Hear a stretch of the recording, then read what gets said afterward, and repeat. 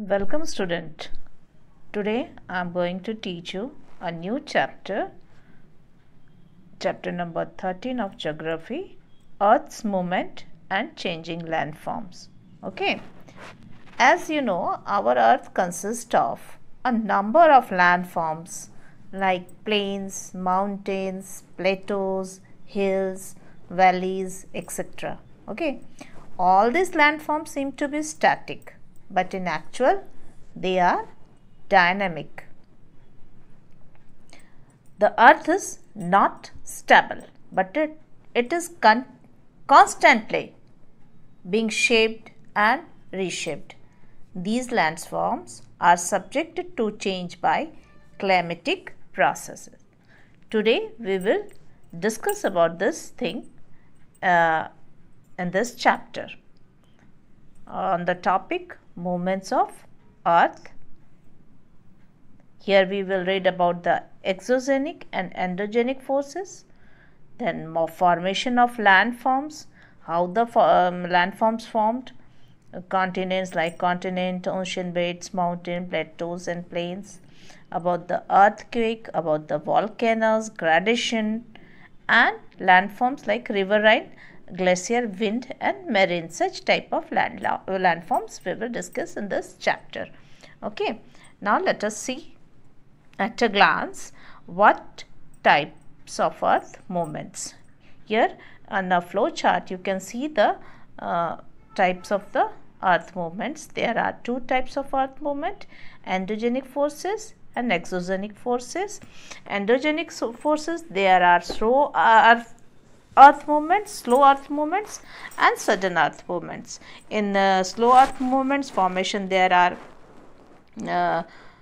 building mountains, ocean beds, mountain plateaus, etc.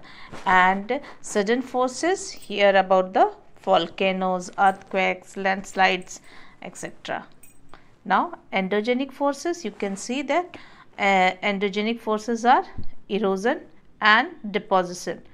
The landforms made from these forces, that is riverine landforms, glacier landforms, wind landforms and marine landforms. Okay, now let us see the chapter. Here discuss about the chapter.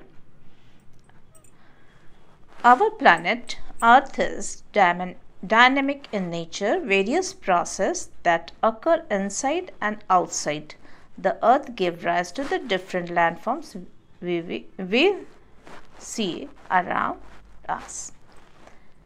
Now, endogenic and exogenic forces. What is endogenic forces and what is exogenic forces? As we know that the earth is the dynamic planet, ठीक है, change होते रहते हैं उनमें, means earth के अंदर और बाहर दोनों, सरफेस और with in the surface, inside the earth also. Let's see. The movements of earth can broadly be divided into two on the basis of forces that cause them. The internal or endogenic forces that originate within the earth's crust create slow earth movements that forms continent, ocean beds, mountain, plateaus and plains. अब यहाँ कहा जा रहा है कि endogenic forces या internal forces क्या है जो with in the earth crust form होता है, क्रिएट होता है, और उस एंडोजेनिक फोर्स से जो मूवमेंट होती है वो दो तरह की होती है. एक स्लो अर्थ मूवमेंट होती है और एक सडन अर्थ मूवमेंट होती है. तो स्लो अर्थ मूवमेंट है जो है वो फॉर्मेशन करता है कॉन्टिनेंट्स का, ओशियन बेड्स का, माउंटेन प्लेटोज का, और सडन अर्थ मूवमेंट से जो वॉल्केनिक एरप्शंस होते हैं, अर्थक्वेक्स आते हैं और लैंडस्लाइड्स होते हैं. ठीक है. द एक्सटर्नल, अब आ जाते हैं एक्सटर्नल और exogenic forces. क्या है? The external or exogenic forces which originate outside the earth crust cause changes on the surface of the earth. ठीक है, जो आउटसाइड ऑफ द अर्थ होती है और उसके कारण बाहर में जो चेंजेस होते हैं अर्थ में, that we will discuss in this. For example, through erosion and deposition by natural agents such as wind, water and so on. अब और इससे क्या है, ये जो चेंजेस हैं, एक्सोजेनिक फोर्सेस हैं, वो ड्यू टू द डिपॉजिशन और इरोजन होते हैं, और the natural agents which help it, that is wind, water and so on. ठीक है. Now first we will read about the internal process. Formation of landforms by internal process. According to the theory of plate tectonics, the Earth's lithosphere is divided into several large and small irregular shaped called lithospheric or tectonic plates. Theory of plate tectonic, according to that, जो अर्थ का जो surface है वो irregular shape में divide है. हाँ, और इस irregular शेप को कहते हैं टेक्टोनिक प्लेट्स या lithospheric plate. It is believe that these plates are floating on the molten mantle or the asthenosphere. और ये जो प्लेट है किसके ऊपर फ्लोट कर रहा है? molten mantle के ऊपर और asthenosphere के ऊपर, and are in a state of constant motion. और इनमें मतलब मोशन होता ही रहता constantly. This movements take place mainly due to the heat generated within the interior of the earth. और ये जो है अर्थ के अंदर जो गर्मी होती है उससे ये मूवमेंट होता रहता है, क्योंकि जो नीचे प्रेशर बन रहा है उसकी वजह से. The movement of the lithospheric plates causes changes to the surface of the earth. अब यहाँ पर लिथोस्फेरिक प्लेट्स में जो चेंजेस आते हैं, मूवमेंट होते हैं, वो अर्थ सरफेस में चेंजेस लाते हैं. ठीक है. Here you can see that lithospheric asthenosphere, and upper there some lithospheric plates. Lithospheric plates is divided in large and small irregular shapes. Here see the geography in depth, how were the 7 continents formed. One concept that is found कि how the 7 continents found.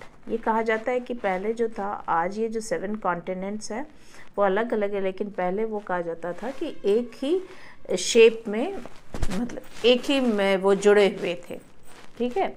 Around 1915 professor Alfred Ragnar, a German meteorologist, in his book the origin of continents and ocean suggested, उन्होंने अपने book में बताया the theory of continental drift. According to him all the continents were once joined together as one supercontinent known as Pangaea. मतलब पहले जो था ये सारे कॉन्टिनेंट एक में जुड़े हुए थे, joined together, and उनको पेंजिया कहते थे.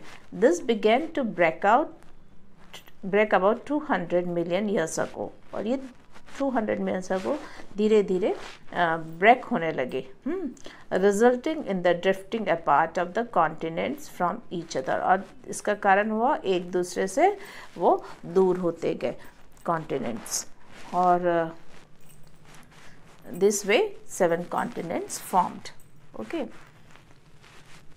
Drifting apart the Pangaea from the modern day continents. तो ये जो थ्योरी था उसका नाम दिया गया था theory of continental drift.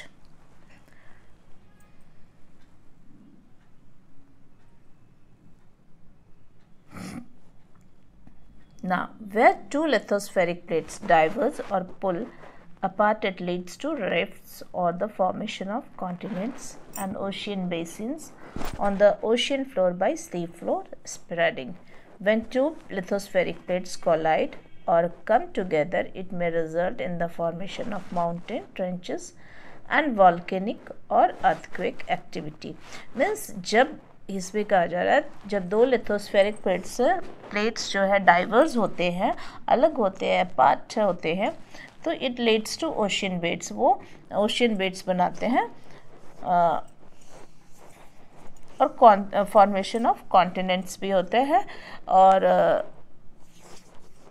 When the lithospheric plates collide, जब ये 2 लिथोस्फेरिक प्लेट्स आपस में कोलाइड करते हैं तो माउंटेन ट्रेंचेस, वॉल्केनिक और अर्थक्वेक एक्टिविटी भी होते हैं. ठीक है. Now formation of mountain. अब देखते हैं कि ये लिथोस्फेरिक प्लेट्स, क्योंकि एक में हमने पढ़ा कि जब they move diverge, the plates diverge, जब वो अलग अलग हो जाते हैं, अलग होने लगते हैं प्लेट्स, तो कॉन्टिनेंट्स और शी बेड या ओशियन फ्लोर बनाते हैं, ओशियन बेसिन्स बनाते हैं। लेकिन जब वो कोलाइड करते हैं, मतलब टकराते हैं एक दूसरे से, लिथोस्फेरिक प्लेट, तो माउंटेन्स और ट्रेंचेस बनाते हैं, और साथ ही साथ अर्थक्वेक और वॉल्केनिक एक्टिविटी भी होता है। तो अभी यहाँ पर हम लोग फर्स्ट देखेंगे फॉर्मेशन ऑफ माउंटेन। माउंटेन का फॉर्मेशन कैसे होता है? तो मीन्स ये जो माउंटेन का फॉर्मेशन है due to the internal forces, ठीक है। देखो सबसे पहले यहाँ पर the formation of mountain is attributed to the horizontal movement of lithospheric plates. ये जो है horizontal movements of lithospheric plate के कारण होता है। अब वो कैसे होता है देखो,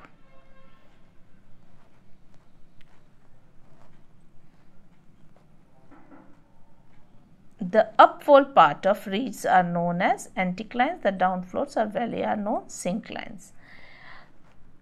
Old fold mountains, here you see the folding, the wrinkling of the rock layers of the earth crust caused by the force of compression. When two lithospheric plates collide, it's referred to as folding. तो ये जो mountains का formation होता है, इसमें कहते हैं कि जब दो लिथोस्फेरिक प्लेट्स कोलाइड करती है, उनमें कंप्रेस होता है, दबाव पड़ता है, तो वो आपस में कंप्रेस होती, फोल्ड हो जाती हैं, और इससे जो माउंटेन बनते हैं, शेप बनता है, वो फोल्ड माउंटेन का बनता है। अब ये यहाँ पर हम लोग ओल्ड फोल्ड माउंटेन और न्यू फोल्ड माउंटेन के बारे में डिस्कस करेंगे, और ये बहुत ही इंपॉर्टेंट है कि ओल्ड फोल्ड माउंटेन क्या होता है। The mountain ranges such as Appalachian, USA, Urals, Eurasia and Aravallis in India were the form millions of years ago due to the horizontal plate movements and are known as old fold mountains, ठीक है। ये जो mountain का formation होता है वो due to the horizontal plate movements के कारण, टेक्टोनिक प्लेट्स मूवमेंट के कारण होता है, ठीक है।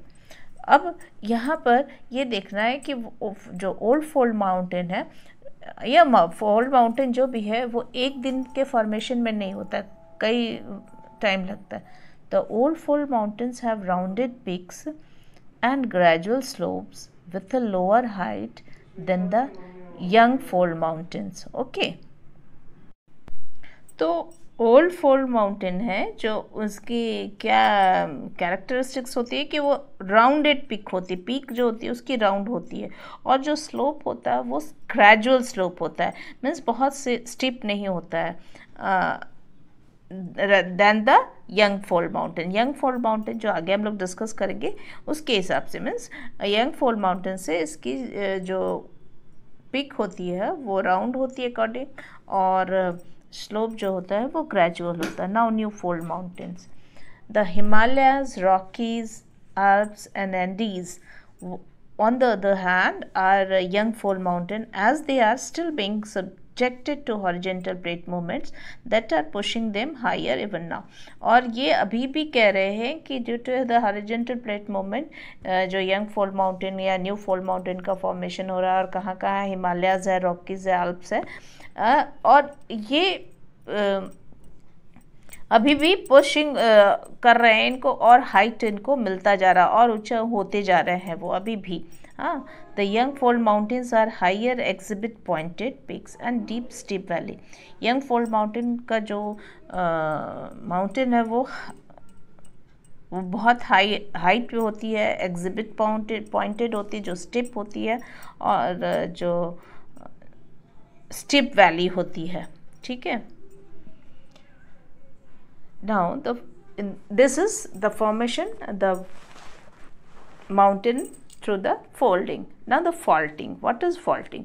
When plates move, sometimes stress causes fissures and fractures to appear on the earth surface. This known as faulting. अब faulting जो है ये भी एक तरह का जो अर्थ मूवमेंट में, टेक्टोनिक प्लेट्स के मूवमेंट से उनका फॉर्मेशन होता है। क्या होता है कि जब मूव करता है तो स्ट्रेस पड़ता है कभी कभी प्लेट में, और उसमें दरार पड़ जाती है, फिशर्स पड़ जाते हैं, फ्रैक्चर्स हो जाते हैं अर्थ सरफेस में।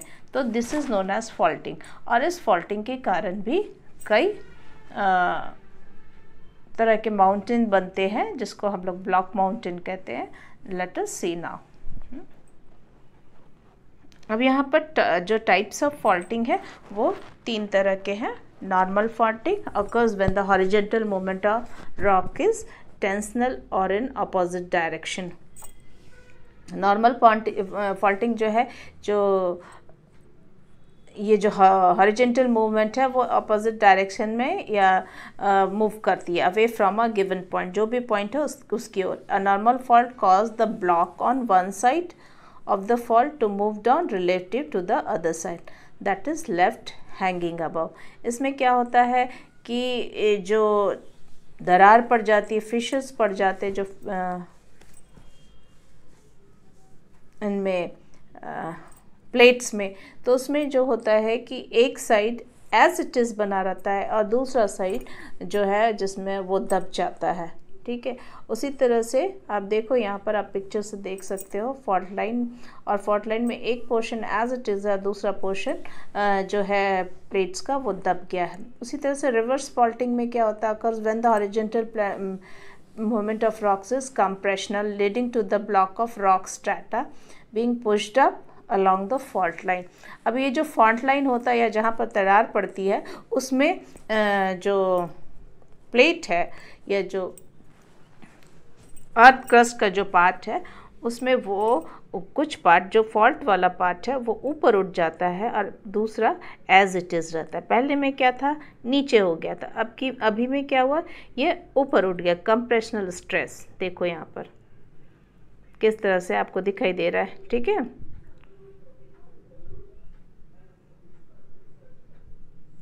यू कैन सी ये जो पार्ट है ये यूं ही रहा और दूसरा पार्ट उठ गया. ठीक है. Tier faulting. टीयर फॉल्ट्स क्या है, occur when the rock structure is displaced laterally. अब एक दूसरे में लैटरली डिप्लेस्ड होते हैं, मीन्स आगे पीछे रब जो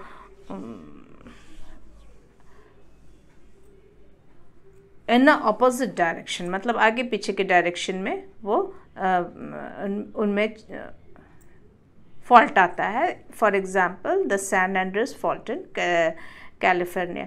यहाँ पर देखो इस तरह से ये जो पार्ट है, दिस पार्ट, ये आगे पीछे हो गए. हाँ, तो इस तरह से भी जो है स्ट्रक्चर बनते हैं.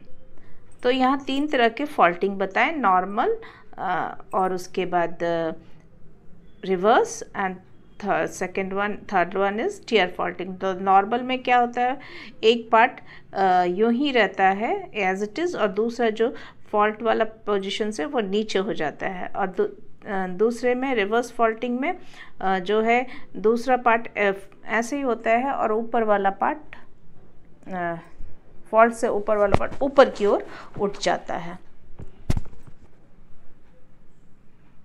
थर्ड वन इज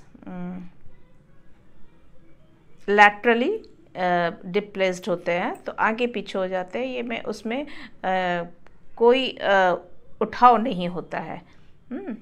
अब block mountain and rift valleys. अब इसी से फॉर्मेशन जो होता है, ये दरार पड़ती है उससे जो माउंटेन का फॉर्मेशन होता है वो क्या. Faulting often results in the formation of block mountain and rift valleys. अब ये फॉल्ट से रिफ्ट वैलीज या ब्लॉक माउंटेन का फॉर्मेशन होता है. आप यहाँ देख सकते हो कि देखो दरार पड़ी तो कुछ पोर्शन ऊपर उठ गया, कुछ पोर्शन नीचे चला गया. हाँ, तो ये जो ऊपर उठा हुआ पोर्शन है वो कहला गया ब्लॉक माउंटेन, जो नीचे चला गया वो हो गया रिफ्ट वैली. ठीक है. Faulting often result in the formation of block mountain and rift valleys. The land between two parallel fault is either uplift or remains at the same place even after the surrounding areas have subsided. तो यहाँ पर जब ये जो faulting जो दरार पड़ती है वहाँ पर या तो अपलिफ्ट हो जाता है या तो वो दब जाता है या तो एज इट इज़ रहता है, सेम रहता है. ठीक है. The Vindhya and Satpura ranges in India, the Vosges in northeastern France and the Black Forest mountain in Germany are example of block mountain, while the Death Valley in US and East Africa are example of Rift Valley. That you have to remember कि example of block mountain. तो Vindhya and Satpura ranges in India. Or about the Rift Valley, that is East Africa. Death Valley in USA and East Africa are the example of Rift Valley. ये याद रखोगे आप लोग. Now come to the earthquake. It is the sudden earth movements. It caused due to the sudden earth movements. An earthquake produces vibration or tremors on the surface of the earth. An earthquake is caused by either lithospheric plates collide or rubbing against each other, volcanic eruptions, landslides and faulting. अब ये जो अर्थ होता है, earthquake होता है, वही कारण lithospheric plates collide करता है या तो रबिंग होता है, तो उसमें वॉल्केनिक इरप्शंस भी हो सकते हैं, लैंडस्लाइड्स भी हो सकते हैं और फॉल्टिंग भी आ सकता है, उसमें दरार भी पड़ सकती है. तो यहाँ पर अर्थक्वेक के बारे में बताया जा रहा है. Seismology is the study of earthquake waves and scientist who study them are known as seismologist. तो यहाँ पर सिस्मोलॉजी क्या है? Study of the earthquake waves. And seismologist, scientist who study about the earthquake, that is seismologist. अब यहाँ पर आपको देखना है इस सिस्मोमीटर और सिस्मोग्राफ क्या है. It is an instrument use to detect the measure of vibration produced by earthquake. Seismograph क्या है? It is an instrument use for measure the vibration of the earthquake. So that is called seismograph. And the strength of the earthquake is usually measured with the help of the Richter scale. और जो earthquake की strength है, that is measured या magnitude है, जो Richter scale के through measure की जाती है. And the ranges of the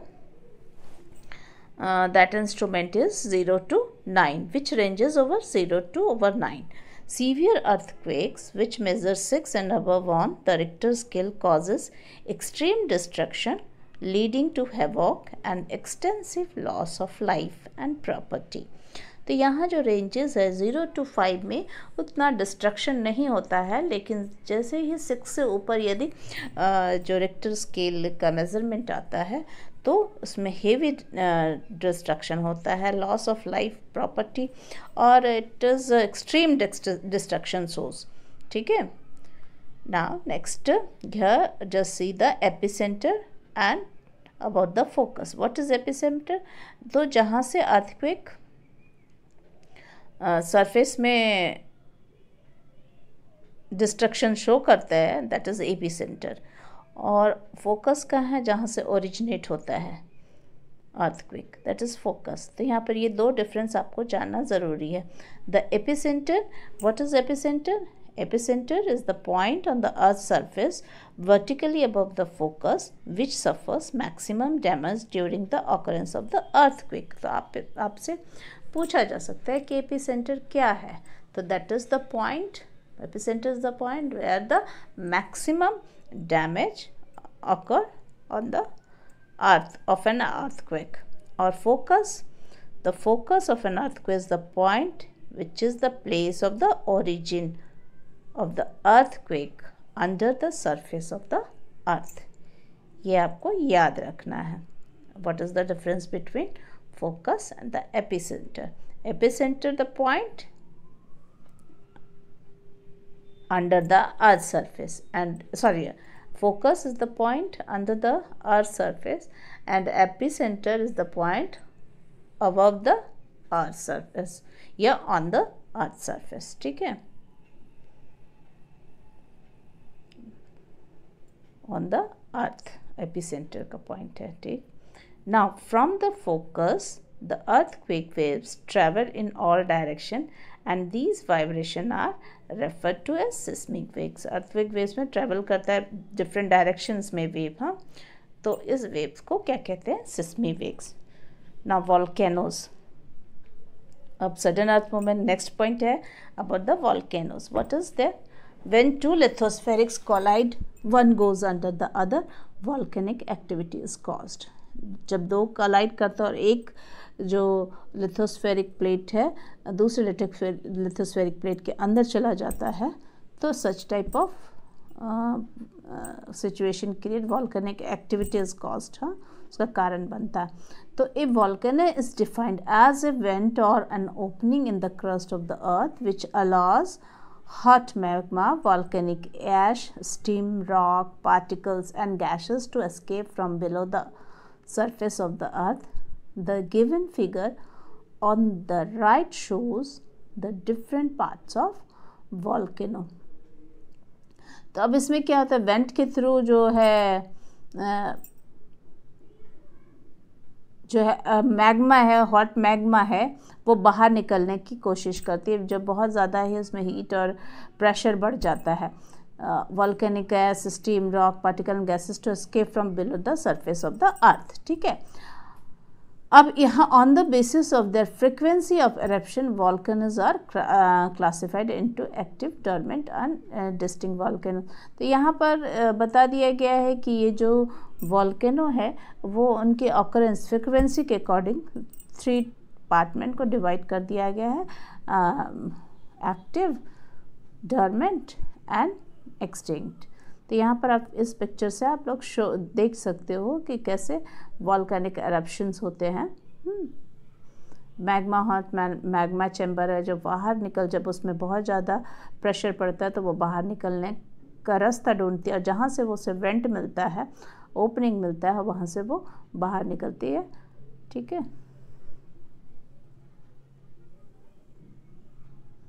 here geoconnect many active volcanoes are present in around the Pacific ocean. Pacific ocean के बहुत सारे एक्टिव वॉल्केनो हैं जो कि अभी भी उसमें एरप्शन होते रहते हैं। This region was therefore earn the name Pacific ring of fire, और उस रीजन को कहा जाता है Pacific ring of fire. The mid continental belt which runs along the middle of Europe and Asia include some very important volcanoes like Mount Etna, Sicily, Mount Vesuvius, etc. Means mid continental belt है, वहाँ पर भी बहुत सारे जो active volcanoes हैं।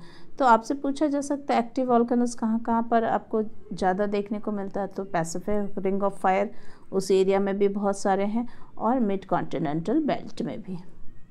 यहाँ पर आप देखोगे वॉल्केनिक एरप्शन के साथ ऐश, लावा, गैसेस सब निकलते हैं। Here the 3 types of volcano, you can see types of volcanoes, definition, active volcano क्या है, dormant क्या है, extinct volcanoes क्या है।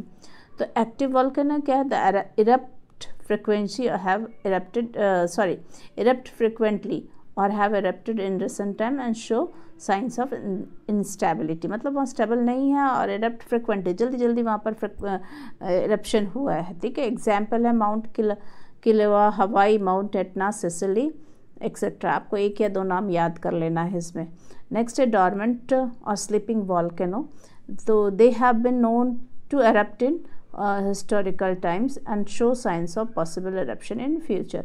हिस्टोरिक टाइम में उसको ये पता है कि वहाँ पर एरप्शन हो चुका है और ये चांसेस भी है कि फ्यूचर में वहाँ एरप्शन हो सकता है। तो उस जो वॉल्केनोस टाइप के वॉल्केनो को स्लीपिंग वॉल्केनो या डॉर्मेंट वॉल्केनो बोलते हैं। इनके एग्जाम्पल हैं mount Mauna Kea, Hawaii, mount Fuji in Japan, mount Rainier in USA, etcetera. ठीक है, now lastly extinct. Extinct means ख़त्म हो चुका है। They have not erupted in all in historical times, but past में भी ऐसा नहीं देखा गया है कि वो इरप्ट हुआ, but have a feature of volcanoes, वहाँ पर वॉल्केनोज का फीचर्स दिखता है।